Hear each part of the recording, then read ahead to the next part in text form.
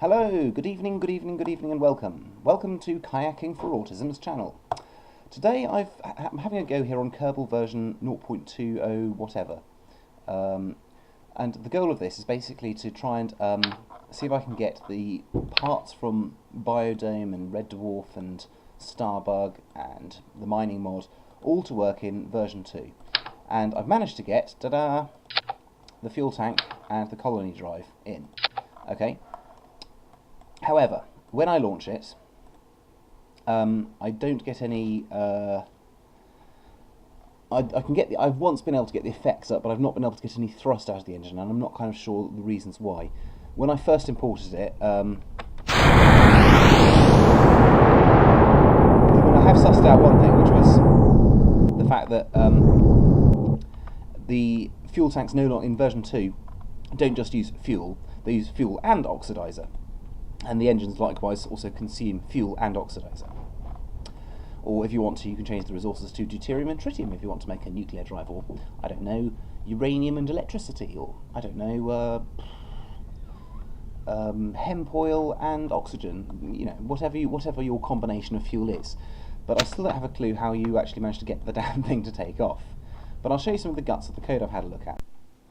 So here we have my first attempt at trying to edit the part.cfg of the colony drive. Now the first thing I've noticed that's different with any of the CFGs is it goes part then squiggle, you know, curly brackets. And obviously, you know, the name's the same, the module's the same, you can change your author, whatever. I did have a go at trying to use the old DAEs, which were still compatible up to version 0.19, but as of 0.20 anything onwards, the engine doesn't seem to recognise node_collider anymore. And any DAs will go into the game, but they will just ghost through the ground, or, you know, there's no collider in them, it just doesn't recognise it anymore. So unfortunately, you have to use Unity now. There's no way around it. You must use Unity. So I've converted both the fuel tank and the colony drive into Unity, and I've given them some basic bump mapping that's not very good at the moment. I will give it a reskin at some stage. Yep, the node stack and bottoms are pretty much the same. The FX exhaust, I've noticed something different about it. Instead of having active, you've now got running instead. You've also got different sounds depending on what stages of you know, the engine operating at. You know, like if it's medium, if it's at a gauge, it plays the sound bed medium. If it's running, it says sound rocket hard, and if you're disengaging, it'll say sound vent soft. And obviously, if you're flaming out, it'll do sound explosion low. Cost is the same. The category used to be a number, but now it says propulsion, or you can say propulsion, or you can say science, or whatever. Subcategory, no difference there. I don't even know what that's for. You've got the title of what it is, the manufacturer description. That's all the same as it was before. The collision rules are pretty much the same. Mass, drag model type, minimum drag, maximum drag, angular drag, crash tolerance, braking torque, braking force, all the same. You've now got to have this staging icon equals liquid engine, so it will, you know, say that it's a liquid engine when you're adding it into the game.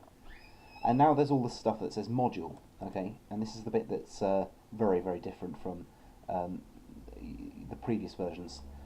So it now uses module engines as opposed to just some basic bits of text that you edit. And it'll tell you how much thrust you've got, or whatever, or how much heat it produces. I'm not sure quite what the FX offset is, but I'm guessing that's where the sound originates from, I think. And obviously, you know, this tells you what sort of propellant that it's going to be consuming, and there'll be a little draw gauge. You know, when you hover the mouse over it, it'll show you how much it's consuming. And I've been told from someone else's video that these two values here are the efficiency of the engine at in space and on the ground. This one here is just basically telling you what, when you decide to jettison it, how much ejection force it gives. I think you can actually eject an engine now, I'm not sure. Module animates heat. I don't know, I think that's something in the Unity animation. I don't know, I honestly don't know. I have toyed with emissitivities, but I haven't yet toyed with how you change the values of an emissivity depending on a certain set of circumstances. So I think there's something in Unity I'm missing with my engine that I haven't animated, and that's possibly why it's not working. The module alternator basically means that, you know, as the engine's firing up, if it's firing, it'll generate charge depending on what sort of throttle you're generating. So a bit like a car alternator, I suppose, and obviously it'll tell you how much electric charge it's using, which is obviously useful for ion engines. Nevertheless, with my existing code here, I don't know why I can't get that engine to take off, and I'm not exactly on favourable terms with a lot of the moderators at Kerbal Space Program, mainly because of the controversial nature of my mod. But if any of you fans there have any idea why my engine isn't working in version 0.20, I'd love to hear what your thoughts are, and hopefully I can get Biodome ready and working in 0.20 or 0.21. So yeah, please give us a shout. Let us know what you think I can do, and I